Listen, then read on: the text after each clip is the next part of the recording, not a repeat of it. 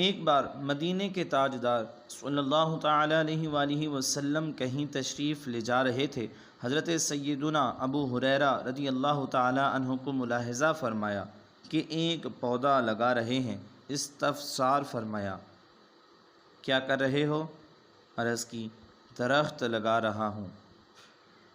فرمایا، میں بہترین درخت لگانے کا طریقہ بتا دوں؟ سبحان اللہ والحمد للہ ولا الہ الا اللہ واللہ اکبر پڑھنے سے ہر کلمہ کے عوض جنت میں ایک درخت لگ جاتا ہے۔ اس حدیث پاک میں 4 کلمے ارشاد فرمائے گئے ہیں: سبحان اللہ، الحمد للہ، لا الہ الا اللہ، اللہ اکبر۔ یہ چاروں کلمات پڑھیں تو جنت میں 4 درخت لگائے جائیں، اور کم پڑھیں تو کم۔ مثلا اگر سبحان اللہ کہا تو 1 درخت۔